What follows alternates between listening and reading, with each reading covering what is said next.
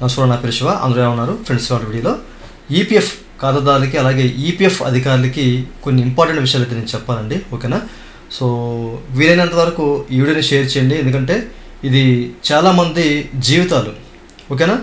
So అందుకే ఈ వీడియోని తప్పనిసరిగా షేర్ చేయండి. నాకు ఎందుకులే అని చెప్పేసి ఎవరు కూడా అనుకోవద్దు. ఓకేనా? అలాగే వీలైతే కింద #EPFO అని చెప్పేసి టైప్ చేయండి. ఓకేనా? టైప్ చేసి కింద కామెంట్ సెక్షన్లో పోస్ట్ చేయండి. ఈ వీడియో ఈపీఎఫ్ వారికి చేరుకునే అవకాశం అయితే ఉందన్నమాట. కొన్ని విషయాలు వాళ్ళకి చెప్పాలని చెప్పేసి అనుకున్నాను, అట్లాగే మీకు కూడా.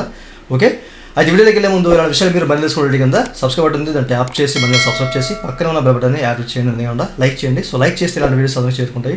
So please like.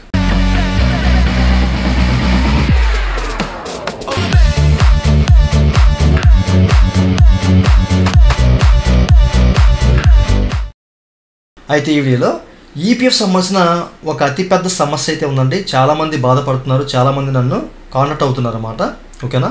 సో అదేంటో మీకు చెప్తాను. అయితే ముందుగా మీకు చెప్పాల్సింది ఏంటంటే, మీరు ఎవరో కూడా చాలామంది ఈపీఎఫ్ ఖాతాదారులు ఏంటంటే, సో వాళ్ళ సంబంధించిన ఈపీఎఫ్ సమస్య కానివ్వండి, లేకపోతే ఏదైనా సర్వీసు చేయించుకుందామని చెప్పేసి అనుకుంటారు. వీళ్ళు ముఖ్యంగా ఏంటంటే థర్డ్ పార్టీ వాళ్ళని కాంటాక్ట్ అవుతున్నారు అనమాట. ముఖ్యంగా ఫేస్బుక్లో. ఓకేనా? ఫేస్బుక్లో చాలామంది ఈ యొక్క కన్సల్టెంట్ వాళ్ళని కాంటాక్ట్ అయ్యి మోసపోతున్నారు అన్నమాట. ఓకే, సో ఈవెన్ వాళ్ళు ఏంటంటే చక్కగా బ్యానర్స్ క్రియేట్ చేసి అక్కడ ఈపీఎఫ్ఓ బొమ్మ పెట్టి, ఈపీఎఫ్ఓ ఆఫీస్ బొమ్మ పెట్టి, ఓకేనా, సో వాళ్ళ కాంటాక్ట్ నెంబర్స్ ఇచ్చి అట్లా ట్రాప్ చేస్తున్నారు అనమాట. ఈవెన్ మన ఛానల్ కూడా, సో మన ఛానల్ పేరు, నా ఫోటో కూడా పెట్టే ఛాన్స్ అయితే ఉంది. సో మీరు ఎవరో కూడా మోసపోకండి. ఓకేనా? సో అట్లాగే నన్ను కాంటాక్ట్ అవ్వాలంటే కనుక నా ఛానల్లో ప్రతి వీడియో కింద నా వాట్సాప్ నెంబర్ ఉంటుంది, నన్నైతే కాంటాక్ట్ అవ్వండి. మీరు జెన్యున్గా ఎవరైతే మీకు జెన్యున్ అనిపిస్తారో వాళ్ళు మాత్రమే కాంటాక్ట్ అవ్వండి. బట్ ఈపీఎఫ్ఓ మాత్రం సో ఎవరిని కూడా కాంటాక్ట్ అవ్వద్దు. ఓకేనా? సో ఏదైతే గవర్నమెంట్ సంబంధించిన ఆథరైజ్డ్ సర్వీస్ సెంటర్స్ ఉంటాయో, లైక్ సిఎస్సి సెంటర్, ఇట్లాంటి వాళ్ళని కాంటాక్ట్ అయ్యి వర్క్ చేయించుకోమంటుంది. అంతేగాని సో ఎవరిని, ఈవెన్ నాలాంటి వాళ్ళు కూడా వాళ్ళు కాంటాక్ట్ అవ్వని చెప్పరు. ఓకే, బట్ అది మీ నమ్మకం మీద ఉంటుందన్నమాట. సో ఈ విషయాన్ని గమనించండి. వన్స్ మీ యూఏఎన్ నెంబర్ వాళ్ళ చేతిలోకి వెళ్తే, మీ ఆధార్ కానివ్వండి, యూఏఎన్ నెంబర్ కానీ వాళ్ళ చేతిలోకి వెళ్తే తప్పనిసరిగా వాళ్ళు ఏదో ఒక ఎస్టాబ్లిష్మెంట్కి లింక్ చేసి, సో డేట్ ఆఫ్ జాయినింగ్ ఇచ్చి ఎగ్జిట్ డెత్ అని చెప్పేసి ఇస్తారనమాట. సో చాలామంది నన్ను కాంటాక్ట్ అయ్యారు దీని మీద. ఓకేనా? అట్లా డెత్ అని చెప్పేసి ఇచ్చారనుకోండి, సో మీరు లాక్కోలేక పీక్కోలేక సావాలి.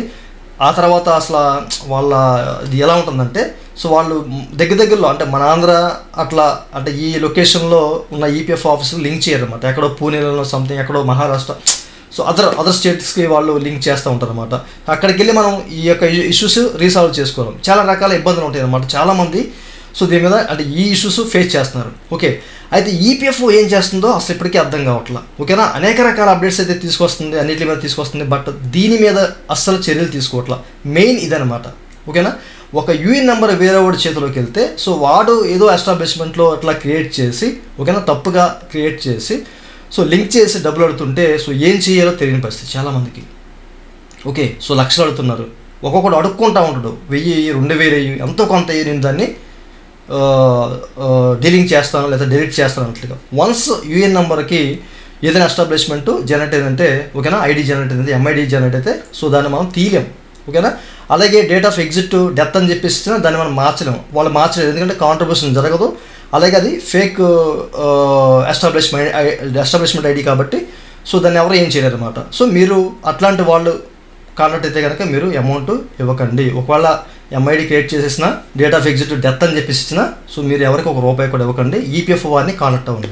ఓకే, అయితే టోటల్గా ఓకే, సో ఈపీఎఫ్ వారు పట్టించుకోవట్లేదు, సో ఎట్లాంటి దీని మీద ఎలాంటి అప్డేట్ తీసుకురావట్లేదు.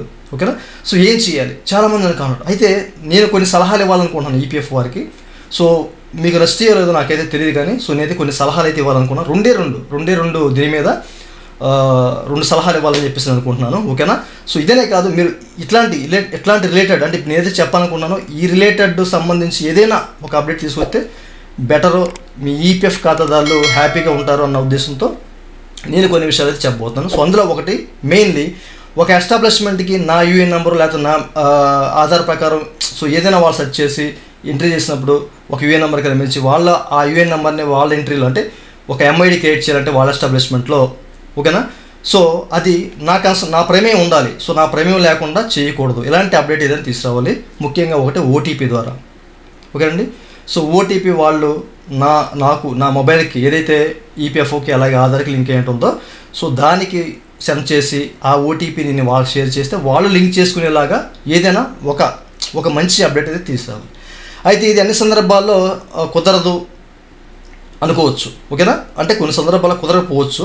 ఓకే, సో అట్లాంటప్పుడు ఏం చేయాలంటే రెండో సలహా అదేంటంటే ఇప్పుడు జనరల్గా మనకి ఒక ట్రాన్స్ఫర్ క్లెయిమ్ అనేది, ఓకేనా, ప్రీవియస్ ఐడి నుంచి ప్రజెంట్ ఐడిలోకి అంటే మనం ఎట్లా స్విచ్ అయినప్పుడు వేరే కంపెనీలోకి, ఓకేనండి.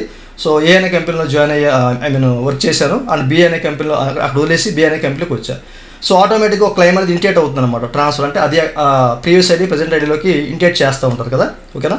సో అలాంటప్పుడు ఈపీఎఫ్ఓ నాకు మెసేజ్ పంపిస్తుంది, బాబు ఇట్లాగా ప్రీవియస్ ఐడిని ఇట్లా ప్రజెంట్ ఐడిలోకి నేను మెర్జ్ చేయాలనుకుంటున్నాను, ఓకేనా. సో నేను ఒక ట్రాన్స్ఫర్ క్లెయిమ్ సంబంధించి ఒక ఇంటేషన్ అయితే మీకు పంపించాను, మీరు ఓకే అనుకుంటే కనుక ఓకే చేయండి, లేకపోతే దాన్ని స్టాప్ చేయండి అని చెప్పేసి కదా.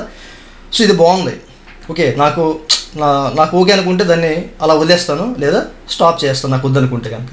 సో ఇలాంటిది ఏదైనా ఒక ఎస్టాబ్లిష్మెంటు నా యూఏఎన్ నెంబర్ని ఒక ఎస్టాబ్లిష్మెంటు సో వాళ్ళ కంపెనీలో, ఓకేనండి, వాళ్ళ కంపెనీలో లింక్ చేయాలి, సో నాకు ఒక మెంబర్ ఐడి అనేది వాళ్ళు ప్రొవైడ్ చేయాలంటే కనుక ఇలాంటిది నా మెంబర్ పోర్టల్లోకి పంపించి అంటే ఇంటేట్ చేసి, ఓకేనా, నేనైతే లింక్ చేద్దాం అనుకుంటున్నాను నీ యొక్క యూఎన్ నెంబర్ని మా ఎస్టాబ్లిష్మెంట్కి, ఓకేనా.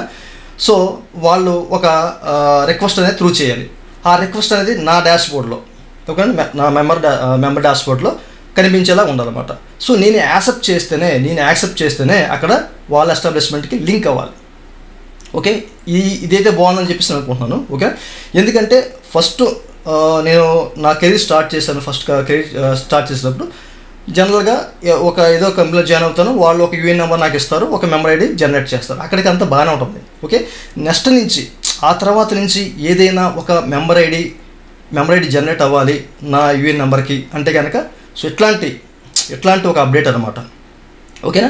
సో వాళ్ళు రిక్వెస్ట్ అనేది నాకు త్రూ చేస్తే నా మెంబర్ పోర్టల్లో నేను ఓపెన్ చేసిన మెంబర్ పోర్టల్ నేను దాన్ని యాక్సెప్ట్ చేసుకుంటాను, అప్పుడు వాళ్ళకి సంబంధించిన మెంబర్ ఐడి అనేది నాకు లింక్ అవుతుంది. సో ఈ రెండు సలహాలు ఎలా ఉన్నాయి అనేది మీరే చెప్పాలి. సో ఇట్లాంటి వాటి మీద అంటే నేను చెప్పే సలహాలే కాదు, ఈ రిలేటెడ్ ఏదైనా ఒక అప్డేట్ తీసుకొస్తే బాగుంటుంది. సో దీని ద్వారా మీ ఈపీఎఫ్ మెంబర్స్ హ్యాపీగా ఉంటారు, ఓకేనా, సెక్యూర్గా ఉంటుంది ఈపీఎఫ్ అకౌంట్ అని చెప్పేసి నేనైతే అనుకుంటున్నాను, ఓకేనా. సో ఈ వీడియో అయినంత వరకు ఈపీఎఫ్ వారికి చేరేలాగా సో ప్రతి ఒక్కరు షేర్ చేయండి అండ్ #EPFO అని చెప్పేసి, ఓకేనా, #EPFO అని చెప్పేసి కింద కామెంట్లో కామెంట్ చేయండి. ఓకే, సో మీరేమనుకుంటున్నారు దీని మీద అనేది కూడా కింద కామెంట్లో కామెంట్ చేయండి. సో ఈపీఎఫ్ వారు ఇప్పటికైనా మేలుకోవాలి, ఎందుకంటే చాలామంది పాపం ఇబ్బంది పడుతున్నారు, ఈపీఎఫ్ ఆఫీసర్ చుట్టూ తిరుగుతున్నారు. సో ఓకే, ఒక ఇష్యూ రీసాల్వ్ అయిందంటే మళ్ళీ వేరే ఎస్టాబ్లిష్మెంట్కి ఏదో ఎక్కడో లింక్ చేసేస్తున్నారు అనమాట, మళ్ళీ డబ్బులు అవుతున్నారు. ఇట్లాంటివన్నీ జరుగుతున్నాయి. ఒకటే అయ్యిందిరా అంటే ఇంకొకటి మళ్ళీ జనరేట్ అవుతుంది అనమాట. ఓకే, సో దీని మీద మీరు ఏదో ఒక అప్డేట్ తీసుకురావాలి, ఓకేనా. ఇదే నా సలహా, ఇంకేం లేదండి. ఇదండి వాటి వీడియో. ఈ వీడియో మీ నచ్చితే వీడి కింద లైక్ బటన్ ఉందో లైక్ చేసి మంచిగా సపోర్ట్ చేయండి. అలాగే రెండు విషయాలు మీరు మంది చూడండి, కింద సబ్స్క్రైబ్ బటన్ ఉంది, దాన్ని ట్యాప్ చేసి మంచిగా సబ్స్క్రైబ్ చేసి పక్కన button. Thank you for watching and జై హింద్.